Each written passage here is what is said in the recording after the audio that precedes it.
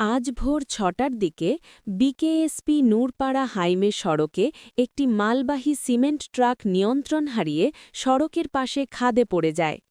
রামু প্রতিনিধি রুবেল উদ্দিন নোমান খানের তথ্য ও চিত্রে দেখুন বিস্তারিত।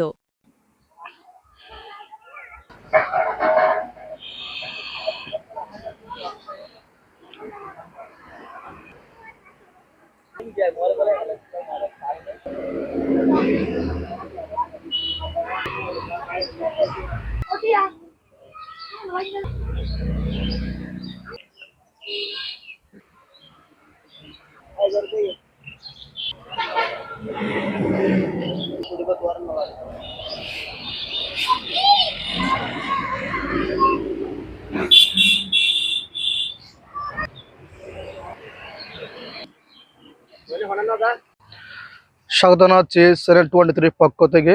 ইতিমধ্যে যুক্ত রয়েছি জোয়ারিয়া নালা বিকেএসপি নূরপাড়ার পাশে। আজকে ভোর সকাল ৬টার দিকে মালবাহী ট্রাক কাঁধে পড়ে উল্টে যায়। এটা হচ্ছে একটি সেমেটারি গাড়ি, আর ড্রাইভার বা হেল্পার কেউ নিহত বা আহত হয়নি। এ পর্যন্ত তুলাতুলির হাইওয়ে ইনচার্জ সাজ্জাদ উপস্থিত ছিলেন।